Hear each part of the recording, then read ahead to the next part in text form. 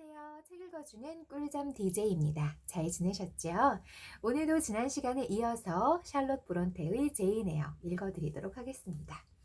이제 드디어 우리 제인 에어가 기다리고 있었던, 기쁜 마음으로 기다리고 있는 건 아니지만 질투 어린 눈으로, 그리고 조금은 걱정스러운 마음으로 기다리고 있는 그 잉그럼 양과 그 일행들이 이 로체스터 씨의 저택에 놀러 오기로 한 바로 그날입니다. 어떤 일들이 벌어질지 오늘도 잘 들어주세요. 말을 탄 사람 넷이 진입로를 달려오고 이어서 그 뒤로 지붕 없는 마차 2대가 달려왔다. 마차에는 펄럭이는 베일과 흔들리는 깃털들이 가득했다. 말을 탄 사람 가운데 둘은 젊고 매력적인 신사였고, 세 번째가 까만 말인 마스루르를 타고 있는 로체스터 씨였다. 그 앞에 파일럿이 경중경중 뛰어왔다. 로체스터 씨 옆에 한 숙녀가 말을 타고 있었는데 두 사람이 나란히 일행의 맨 앞에서 오고 있었다. 숙녀의 자줏빛 승마복은 거의 땅바닥에 끌릴 정도였고, 긴 베일은 산들바람에 물결치듯 나부꼈다. 그 투명한 겹주름 뒤로 또는 그 사이사이로 까만 고수머리가 빛났다. 잉그럼 양이에요. 페어팩스 부인이 소리치고는 서둘러 아래층의 자기 자리로 내려갔다. 말을 타고 진입로를 따라오던 사람들은 저택 모퉁이를 돌면서 더 이상 보이지 않게 되었다. 아델이 내려가게 해달라고 졸랐지만 나는 아델을 무릎에 앉혀놓고는 아래층으로 내려오라는 말을 확실히 듣기 전에는 언제라도 숙녀들 앞에 나설 생각을 하지 말아야 한다고. 안 그러면 로체스터 씨가 몹시 화를 낼 거라고 알아듣게 타일렀다. 이 말을 듣자 아델은 자기도 모르게 눈물을 몇 방울 흘렸지만 내가 엄한 표정을 지어 보이자 결국은 고분고분 눈물을 닦았다. 이제 홀에서 즐겁게 떠들고 북적거리는 소리가 들려왔다. 신사들의 굵은 목소리와 숙녀들의 은방울 굴러가는 듯한 목소리가 조화롭게 어우러졌고, 그 가운데서도 크진 않지만 손필드 저택의 주인이 쩌렁쩌렁 울리는 목소리로 아름다운 숙녀들과 훌륭한 신사들을 환영한다고 말하는 소리가 들려왔다. 그러고 나서 가벼운 발소리가 계단을 올라오고 복도를 경쾌하게 지나가는 소리와 나직하고 유쾌한 웃음소리, 문을 열고 닫는 소리가 나더니 잠시 조용해졌다. 옷을 갈아입는 거예요. 아델이 말했다. 아델은 귀를 쫑긋 세우고 손님들의 동정을 하나하나 쫓아다니다가 한숨을 쉬었다. 엄마랑 같이 살 때는 손님이 오면 응접실에서부터 침실까지 어디든 따라다녔어요. 시녀들이 숙녀들의 머리를 꾸며주고 옷을 입히는 것도 자주 보았는데 정말 재미있었어요. 그걸 보면서 배우죠. 배고프지 않니, 아델? 네, 배고파요. 아까 식사하고 대여섯 시간이나 지났어요.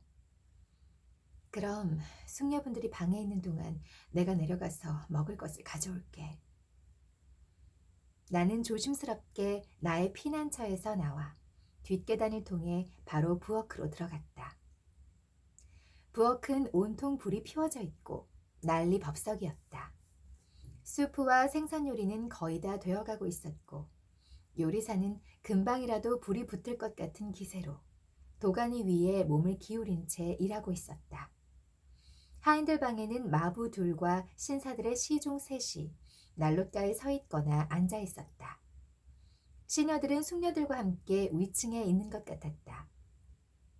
밀코트에서 구한 새 하인들이 사방에서 부산스럽게 돌아다녔다. 나는 이 혼란을 요리조리 해치고 마침내 식료품실에 이르러서 식은 닭고기와 빵 한 덩이, 과일파이와 접시 한두 개와 나이프와 포크를 챙겼다. 그러고는 서둘러 돌아왔다. 다시 복도에 이르러 뒷문을 막 닫으려는데 숙녀들이 방에서 나오려는지 웅성웅성 소리가 커졌다. 공부방에 가려면 숙녀들의 방 몇 개를 지나가야 했기 때문에 음식을 들고 가는 모습을 들킬지도 몰랐다. 그래서 나는 창문이 없어 어두침침한 복도 끄트머리에 가만히 서 있었다. 해가 지고 어스름이 몰려들 무렵이라서 몹시 어두웠다. 곧 방문이 열리고 아름다운 숙녀들이 하나둘 나왔다. 저마다 어스름 속에서도 빛나는 옷을 입고 쾌활하고 화려한 모습으로 나왔다. 한순간 반대편 복도 끝에 모여서 차분하면서도 생기 있고 듣기 좋은 말씨로 이야기를 나누었다. 그러더니 언덕을 타고 흘러내리는 환한 안개처럼 거의 소리내지 않고 계단을 내려갔다. 이 숙녀들을 보니 고귀한 태생의 우아함이란 이런 거구나 하는 것이 처음으로 느껴졌다. 아델은 문을 살짝 열어놓고 그 틈으로 내다보고 있었다. 아델이 영어로 말했다. 정말 아름다운 숙녀들이에요. 저분들한테 가봤으면. 로체서 씨가 저녁 식사 뒤에 부르실까요? 아니, 그렇지 않을걸. 로체서 씨는 신경 쓸 일이 따로 있단다. 오늘 밤은 숙녀분들한테 신경 쓰지 마. 어쩌면 내일은 볼 수 있을지도 몰라. 자, 저녁 식사야. 아델은 배가 고팠던 터라 잠시 동안 닭고기와 과일 파이를 먹는데 정신이 팔렸다. 먹을 것을 가져와서 다행이었다. 안 그랬으면 아델과 나와 소피는 아예 저녁을 먹지 못했을지도 몰랐다. 아래층 사람들은 너무 바빠서 우리까지 챙길 겨를이 없었다. 후식은 9시가 지나서야 왔고 10시에도 하인들이 쟁반과 커피잔을 들고 이리저리 뛰어다녔다. 나는 아델한테 평소보다 훨씬 늦게 자도 된다고 말했다. 아델이 아래층에서 문을 여닫는 소리가 자꾸 들리고 사람들이 북적거려서 잠이 오지 않는다고 했기 때문이다. 아델은 자려고 옷을 벗고 난 뒤에도 로체서 씨가 부르면 어떡하냐고 덧붙였다. 그럼 얼마나 속상하겠어요. 나는 아델이 실증을 낼 때까지 이야기를 들려주었다. 그러고 나서 기분 전환으로 아들을 데리고 복도로 나왔다. 홀에는 이제 불이 밝혀져 있어서 아델은 흥미로운 듯 계단 난간 너머로 하인들이 오가는 모습을 구경했다. 저녁 시간이 한참 지났을 때 피아노를 옮겨놓은 응접실에서 음악 소리가 들려왔다. 나와 아델은 계단 맨 꼭대기에 앉아서 귀를 기울였다. 곧 낭낭한 피아노 소리와 함께 목소리가 들려왔다. 노래를 부르는 사람은 여자로 음색이 아주 감미로웠다. 독창이 끝나고 이중창이 이어지더니 환호성이 일었다. 노래 사이사이에는 즐겁게 이야기를 나누는 소리가 웅얼웅얼 들렸다. 나는 한참 귀를 기울였다. 그러다 어느 순간 나도 모르게 뒤섞인 소리 속에서 로체스터 씨의 노랫소리를 찾아내려고 귀를 쓰고 있음을 깨달았다. 그리고 그 목소리를 찾고 멀리서 어렴풋이 들려오는 가사를 어떻게든 들어보려고 애쓰고 있었다. 시계가 11시를 쳤다. 아들을 보니 내 어깨에 머리를 기댄 채 눈꺼풀이 무겁게 내려앉아 있었다. 나는 아들을 안고 침대로 갔다. 신사들과 숙녀들이 자기 방으로 돌아간 것은 1시가 다 되어서였다. 이튿날도 날씨가 화창해서 일행은 가까운 곳으로 소풍을 나갔다. 아침나절에 일찌감치 떠났는데 몇몇은 말을 타고 나머지는 마차를 탔다. 나는 그들이 떠나는 모습과 돌아오는 모습을 지켜보았다. 잉그럼 양은 예전처럼 숙녀들 가운데 유일하게 말을 탔고 로체서 씨는 그 옆에서 말을 타고 달렸다. 두 사람은 나머지 사람들과 조금 떨어져서 갔다. 나는 창가에 같이 서 있던 페어팩스 부인에게 그 이야기를 했다. 두 분이 결혼 생각이 없는 것 같다고 하셨지만 로체서 씨는 분명히 숙녀들 가운데 저분을 가장 좋아하는 것 같아요. 그래요. 아마도. 분명히 잉그럼 양을 숭배하겠죠. 나는 덧붙여 말했다. 잉그럼 양도 그래요. 비밀 이야기라도 하듯이 로체스터 씨 쪽으로 고개를 숙이는 것 좀 보세요. 얼굴을 한번 봤으면 좋겠어요. 아직 못 봤거든요. 오늘 저녁에 볼 수 있을 거예요. 로체스터 씨한테 아들이 숙녀분들과 인사하고 싶어 한다고 말씀드렸더니 이렇게 말씀하시더군요. 아, 그럼 저녁 식사 뒤에 응접실로 오라고 해요. 에어 양도 함께라고. 그냥 예의상 말씀하신 거겠죠. 저는 안 가도 될 거예요. 그렇지 않아도 에어 선생이 사람들 모임에 익숙하지 않은데 처음 보는 사람들만 있는 화려한 자리에 별로 나가고 싶어 하지 않을 것 같다고 말씀드렸어요. 하지만 주인님은 특유의 차분한 태도로 이렇게 말씀하시더군요. 쓸데없는 소리. 에어 양이 안 오겠다고 하면 내가 특별히 바라는 거라고 해요. 그래도 싫다고 하면 내가 직접 가서 데리고 올 거라고 하시오. 나는 대답했다. 그런 수고까지 끼치진 않을 거예요. 달리 방법이 없다면 가겠지만 좋아서 가는 건 아니에요. 부인도 가실 거예요? 아니요. 나는 안 가겠다고 사정했더니 그러라고 하셨어요. 가장 난처한 게 정식으로 응접실에 들어설 때니까 어떻게 하면 난처하지 않은지 가르쳐 줄게요. 숙녀들이 식당에서 나오기 전에 미리 응접실로 들어가세요. 마음에 드는 조용한 구석 자리를 골라 앉아요. 신사들이 들어오고 나서 내키지 않으면 오래 있을 필요 없어요. 로체서 씨한테 당신이 왔다는 것만 보여주고 살짝 빠져나오세요. 아무도 알아차리지 못할 거예요. 이분들은 오래 머무를까요? 아마 2, 3주쯤, 그 이상은 아닐 거예요. 부활절 휴일이 지나면 최근 밀코트 의원으로 당선된 조지 린경은 런던에 올라가서 의회에 참석해야 할 거예요. 아마 로체서 씨도 따라갈지도 모르지요. 로체서 씨가 이렇게 오래 손필드에 머물다니 놀라울 뿐이에요. 아들을 데리고 응접실에 갈 시간이 다가오자 가슴이 떨렸다. 아들은 저녁 때 숙녀들 앞에 나가게 되었다는 소식을 듣자 온종일 좋아서 어쩔 줄 몰라 하다가 소피가 옷을 입혀줄 때가 되어서야 조금 차분해졌다. 그토록 중요하게 여기는 몸치장에 들어가자 아들은 금방 얌전해졌다. 곱슬머리를 윤인하게 다듬어서 주렁주렁 늘어뜨리고 분홍색 비단 드레스를 입고 긴 허리띠를 묶고 레이스 장갑을 끼고 다니까 꼭 재판관처럼 엄숙해 보였다. 옷을 흐트러뜨리지 말라고 주의를 줄 필요도 없었다. 나는 준비가 금방 끝났다. 가장 좋은 옷, 괄호 템플 선생의 결혼식 때 사입고는 한 번도 입지 않은 은회색 드레스, 괄호 닫고. 가장 좋은 옷을 입고 머리를 가지런히 빗고 유일한 장신구인 진주 브로치를 달았다. 우리는 아래층으로 내려갔다. 다행히 손님들이 저녁 식사를 하고 있는 식당을 지나가지 않고도 응접실로 들어가는 길이 있었다. 응접실은 비어 있었다.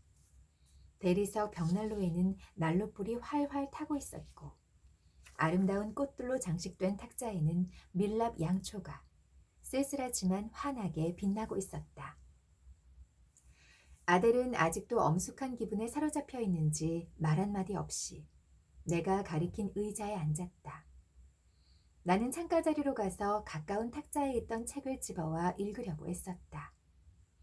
아델은 내 발치로 의자를 끌고 와서 앉더니 곧 내 무릎을 살짝 건드렸다. 왜 그러니 아델? 이 예쁜 꽃 한 송이만 가져도 될까요? 옷에다 꽂으려고요.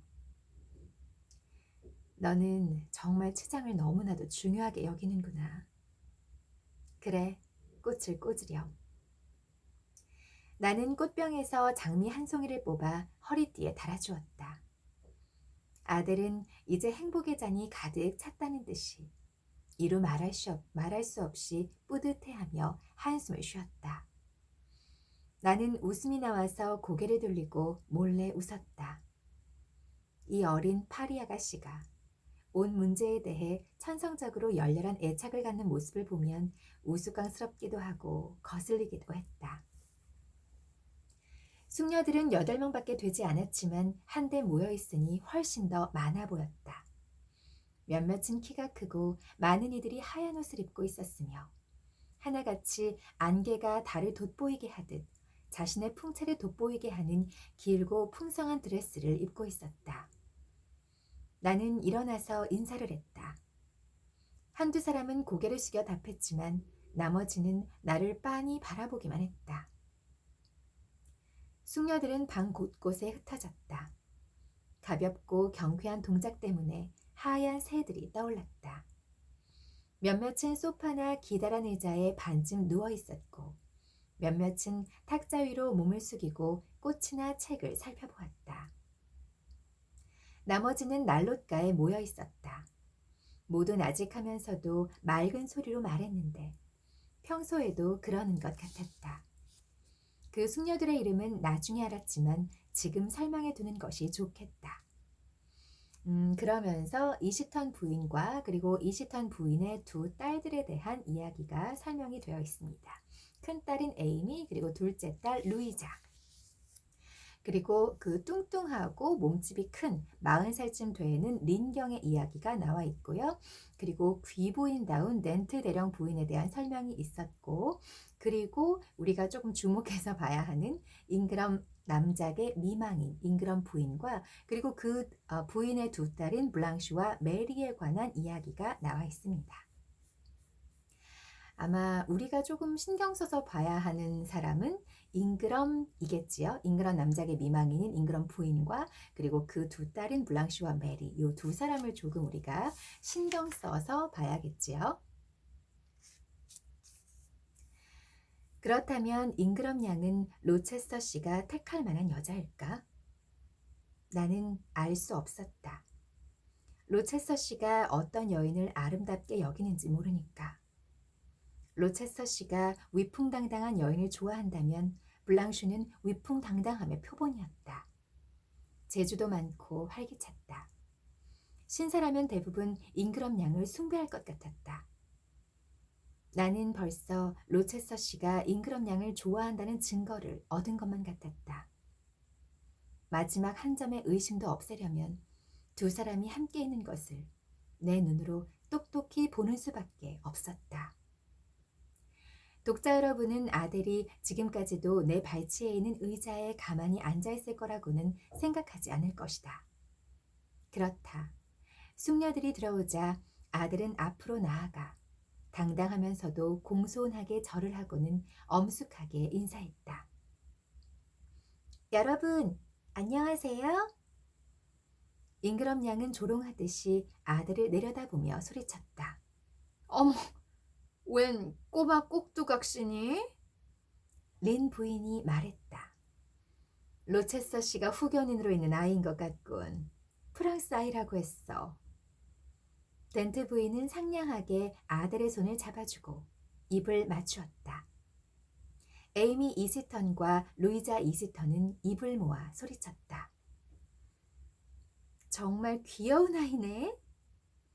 두 자매가 소파로 부르자 아들은 두 사람 사이에 편안히 앉아 프랑스 말과 엉터리 영어를 번갈아 쓰며 제잘거렸다.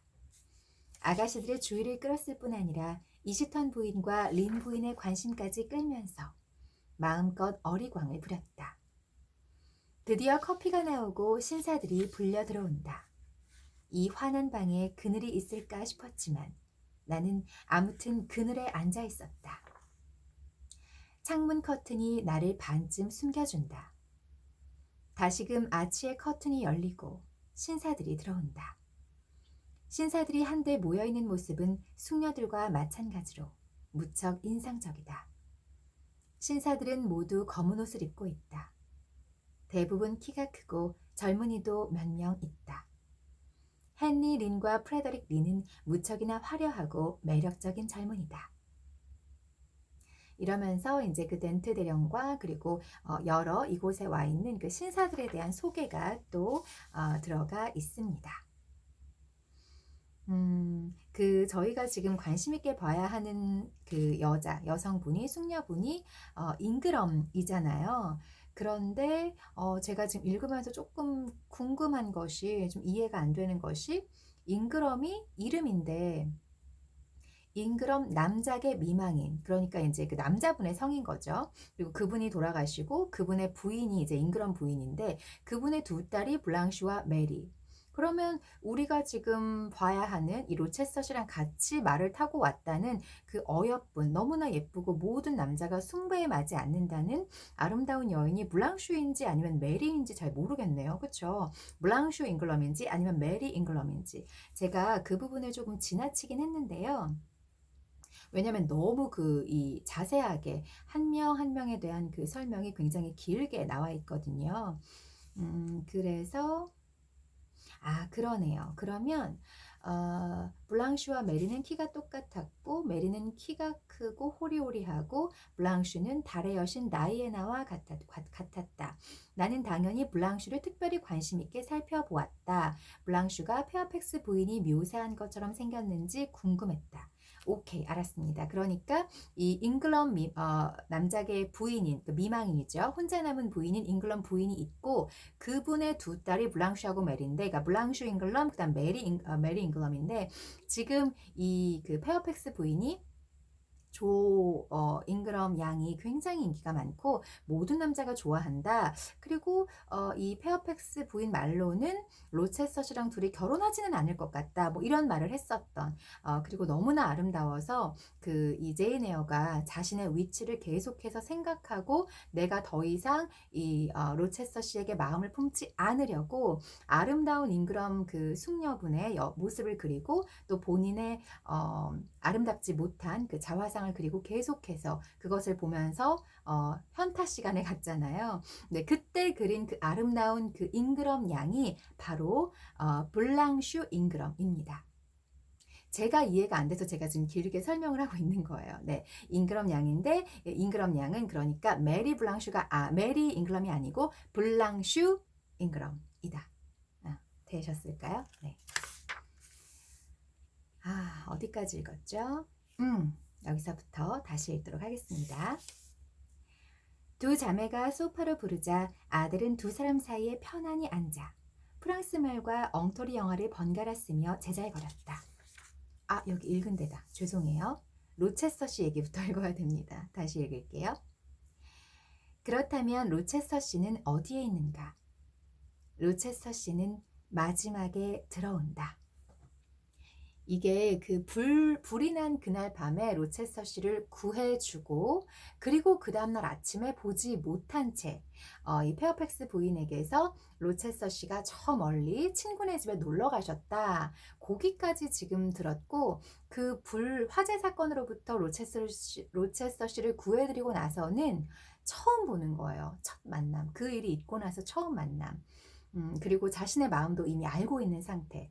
나는 로체스터 씨를 사랑하면 안 돼 라고 계속해서 자기 마음을 단단히 하는 그런 그 상태인데, 그때 이제 처음으로 만나게 되는 장면인 거죠. 로체스터 씨는 마지막에 들어온다. 나는 아치 쪽을 보고 있지 않는데도 로체스터 씨가 들어오는 것이 보인다. 이 뜨개질에, 지금 뜨고 있는 지갑의 그물코에 정신을 집중하려고 애쓴다. 지금 하고 있는 일만을 생각하고 싶고 내 무릎에 놓여있는 은빛 구슬과 비단실만 보고 싶다. 그러나 실제로는 로체스터 씨의 모습을 똑똑히 보고 나도 모르게 마지막으로 로체스터 씨를 보았던 때를 떠올리고 만다. 내가 필요한 일을 다 하고 났을 때 로체스터 씨는 내 손을 잡고 감정이 차고 넘칠 듯한 눈으로 나를 찬찬히 바라보았다. 나도 그 감정을 함께 느꼈다. 그 순간 나는 로체스터 씨에게 얼마나 가까이 다가갔던가. 그 뒤로 무슨 일이 일어났기에 로체스터 씨와 나 사이가 멀어진 걸까. 지금 우리는 얼마나 멀고 소원해졌는가. 너무나 소원해진 나머지 로체스터 씨가 나한테 와서 말을 걸 거라는 생각도 들지 않았다.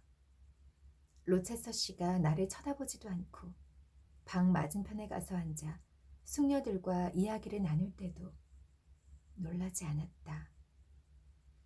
로체스터 씨가 숙녀들과 이야기를 나누느라 내가 쳐다봐도 알아차리지 못할 것이 확실해지자 내 눈길은 나도 모르게 로체스터 씨의 얼굴에 머물렀다. 눈꺼풀을 내 마음대로 할 수가 없었다. 눈꺼풀이 들어올려지고 동공이 로체스터 씨에게 고정되었다. 나는 바라보았고 바라보는 데서 큰 기쁨을 느꼈다. 소중하면서도 가슴 아릿한 기쁨이고 뾰족한 고통의 가시가 있는 순금 같은 기쁨이었다. 그것은 마치 목이 말라 죽어가는 사람이 독이 들어있는 줄 알면서도 우물로 기어가서 그 신성한 물을 마실 때와도 같은 기쁨이었다. 아름다움은 보는 사람의 눈에 있다는 말은 너무나도 당연한 진리다. 내 주인의 핏기 없는 황갈색 얼굴, 네모난 넓은 이마, 굵고 시커먼 눈썹, 움푹한 눈, 우락부락한 생김새, 단호하고 음울한 인매, 한결같이 정력과 결단력과 의지를 나타내는 이러한 것들은 관례에 따르면 아름답지 않았지만 나한테는 아름다운 것 이상이었다. 그것들은 사람을 끌어당기는 힘이 있어서 나를 완전히 지배하고 내 감정을 송두리째 빼앗아 자기 영향 아래 두었다. 나는 로체스터 씨를 사랑할 생각이 없었다. 독자들은 내가 내 영혼의 사랑의 싹이 트고 있음을 알고 그 싹을 잘라버리기 위해 얼마나 애를 썼는지 익히 알고 있을 것이다. 그런데 로체스터 씨를 다시 본 순간 사랑의 싹은 저절로 싱그럽게 되살아나 버렸다. 로체스터 씨는 나를 보지 않고서도 내가 자기를 사랑하게 만들어 버렸다. 나는 손님들과 로체스터 씨를 비교해 보았다. 타고난 정력과 진짜 힘을 가진 로체스터 씨의 외모와 비교해 보았을 때 씩씩하고 기품 있는 린 가문 사람들과 나른하고 우아한 잉그럼 경과 심지어 군인다운 덴트 대령은 어떠한가.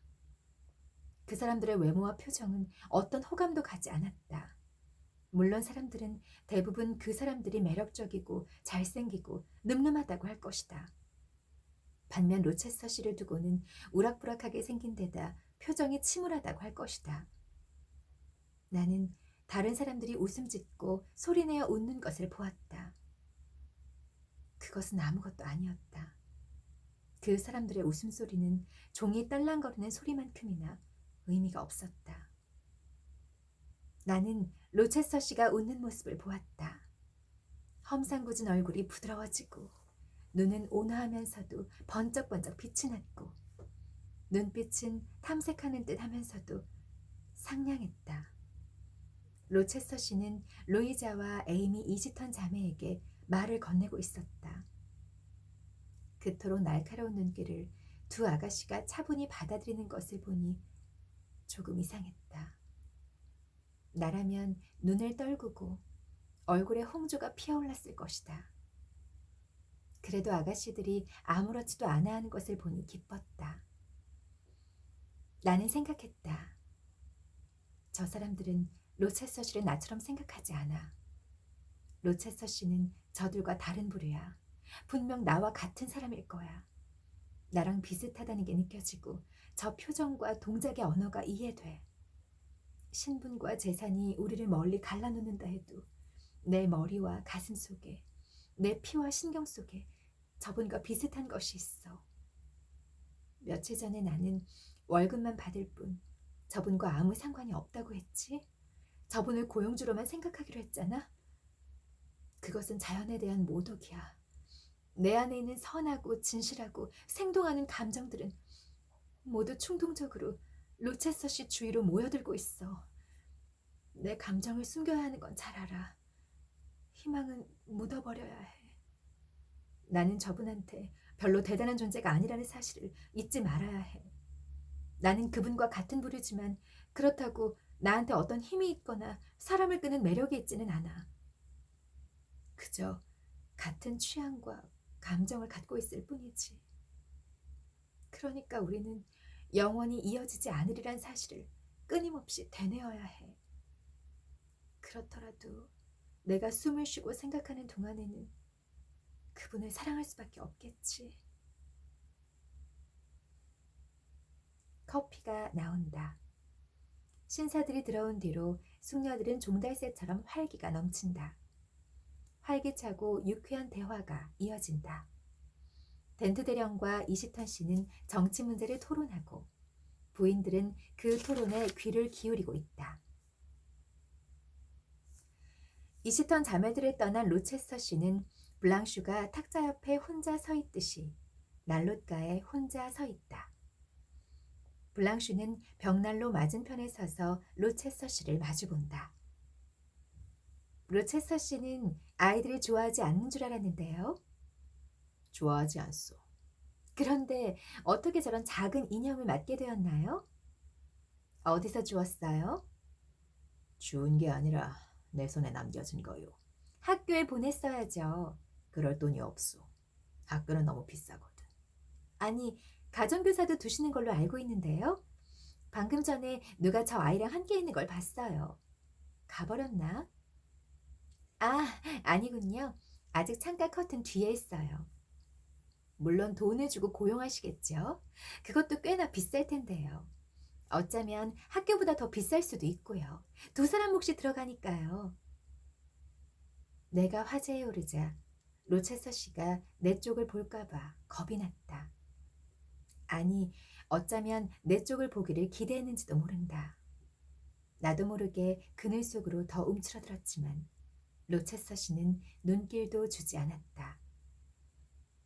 로체스터 씨는 앞만 똑바로 보며 무심하게 말했다. 그런 건 생각해보지 않았어. 그래요. 남자들은 절약이니 상식이니 하는 것들을 잘 고려하지 않죠. 가정교사 문제라면 우리 엄마 이야기를 들어보셔야 해요. 메리와 내가 배운 가정교사만 12명이나 되었어요. 그 가운데 절반은 혐오스럽고 나머지 절반은 우스꽝스럽고 하나같이 끔찍했죠. 그렇지 않아요, 엄마? 나한테 물어 니네 딸?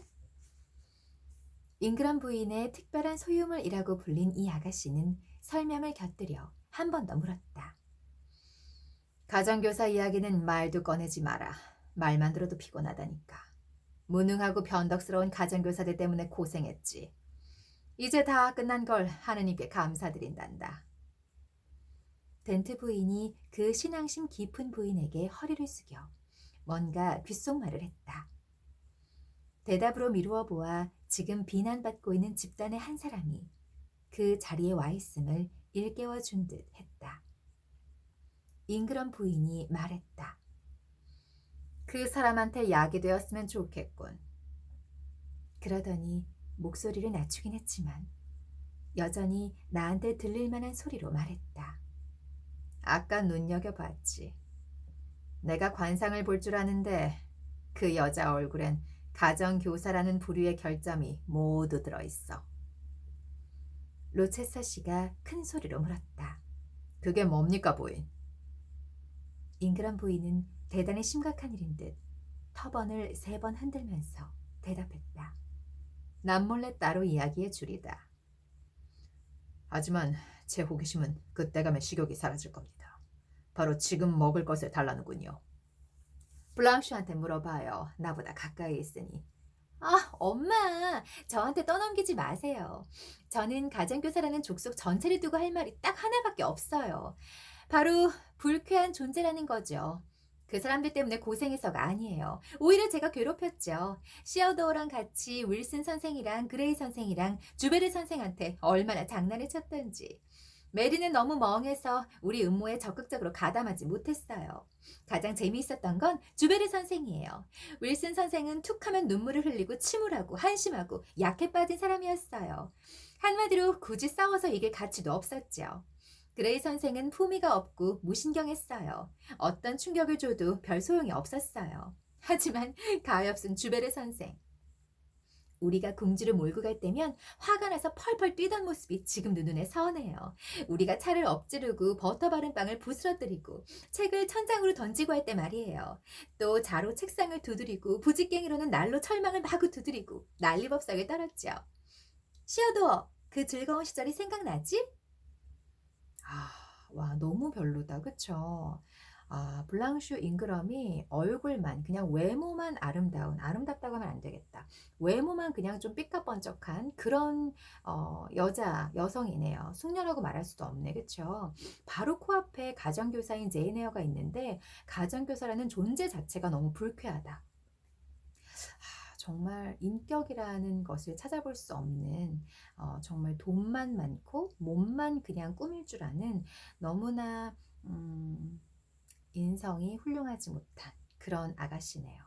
정말 제가 봐도 로체스터 씨하고는 어울리지 않는, 격이 안 맞는 그런 아가씨라는 생각이 듭니다. 와, 어떻게 이렇게 사람이 바로 코앞에 있는데 그런 얘기를 막 할 수가 있을까요? 그쵸? 그리고 이 가정교사 선생님들을 괴롭혔던 그 이야기들을 얘기하니까 정말 너무 못됐다. 뭐 이렇게 그 괴롭혔던 그 얘기를 하나하나 얘기하면서 그게 부끄럽고 창피하고 자기네가 너무나 잘못했다는 것도 모르고 얘기를 하는 걸 보니까 이 친구는 정말 답이 없네요. 그쵸? 그럼 훌륭한 내 딸아. 내 생각이 딱 맞았단다. 틀림없다니까. 제대로 된 집이라면 여자 가정교사와 남자 선생이 정을 통하는 것을 두고 보면 안 되지. 그 이유는 수천 가지나 되는걸. 첫째로, 제발 엄마, 하나하나 늘어놓지는 마세요. 다들 알고 있잖아요. 이러면서 계속해서 그 잉그런 부인과 그리고 블랑슈 그리고 그 남자 동생 그 군인인가 잉그럼 경하고 서로 계속해서 가정교사를 놀리고 자기네들이 멋대로 그렸던 그 이야기를 창피한지도 모르고 합니다. 너무너무 정말 아주 부끄러운 얘기들이죠. 그리고 이제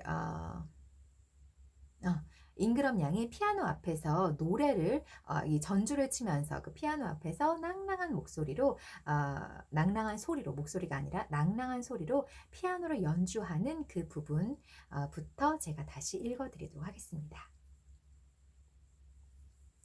잉그럼 양은 새하얀 옷을 여왕처럼 풍성하게 펼친 채 우아하고 당당하게 피아노 앞에 앉아서 연주를 하기 시작했다. 연주하는 동안 이따금 이야기도 했다. 잉그럼 양은 오늘 밤 한껏 뻐기고 있는 것 같았다. 말이며 태도며 모두 청중의 찬탄뿐 아니라 놀라움을 불러일으키려고 하는 것 같았다. 잉그럼 양은 피아노를 치면서 큰 소리로 말했다. 요즘 젊은이들은 정말 지긋지긋해요. 아버지의 장원 대문 너머로는 한 걸음도 나가지 못할 만큼 한심하고 허약하죠. 어머니의 허락과 보호 없이는 대문까지도 못 가고요. 또 자신의 예쁜 얼굴과 하얀 손과 작은 발을 가꾸는 데만 열중하기도 하고요. 남자라는 존재가 아름다움과 무슨 상관이라도 있다는 듯이 말이죠. 사랑스러움은 여인들만의 특권이며 합당한 특징이자 타고난 권리가 아닌가요? 못생긴 여자는 창조라는 아름다운 얼굴에 생긴 오점이에요. 하지만 신사들은 오로지 힘과 용맹함을 갖추는 데만 전념하세요. 사냥, 사격, 그리고 싸움만이 좌우명이 되어야 해요. 나머지는 다 하찮은 거예요. 제가 남자라면 그런 것들을 좌우명으로 삼겠어요. 잉그럼 양은 잠시 멈추었다가 아무도 끼어들지 않자 이야기를 계속했다. 저는 남편감을 경쟁자가 아니라 저와 대비되어서 돋보이게 해주는 사람으로 고르기로 했어요. 왕의 자리를 두고 경쟁하는 게 아니라 오로지 저한테 경의를 바치게 할 거예요. 남편이 자신의 헌신적 사랑을 거울에 비친 자기 모습과 저한테 나누어 주도록 하지는 않을 거예요. 로체스터 씨, 노래해보세요. 제가 반주를 해드릴 테니. 로체스터 씨가 대답했다. 분부대로 하옵지요. 해적선의 노래예요. 제가 요즘 해적에 흠뻑 빠져있다는 걸 알아두세요. 콘스피리토로 불러보세요. 잉그럼 양 입에서 나온 명령이라면 컵에 든 우유나 물도 활기를 띨 거요. 그럼 조심하세요. 제 맘에 안 들면 그런 일이 어떻게 이루어지는지 시범을 보여서 창피를 줄 테니까요. 그건 못하는 사람한테 상을 주는 거로군. 이제 못하려고 애써야겠소. 조심하세요. 일부러 실수하면 그에 마땅한 벌을 내릴 거예요. 임그럼 양은 좀 너그러워져야 돼요. 당신이 가하는 징벌은 도저히 견딜 수 없기 때문이요. 무슨 말인지 설명해 보세요. 미안하오. 설명할 필요는 없지만 당신처럼 지혜로운 사람이라면 당신이 얼굴에 찡그리는 것만으로도 나한테는 사형에 해당될 만큼 가혹한 벌이라는 걸 잘 알 거야.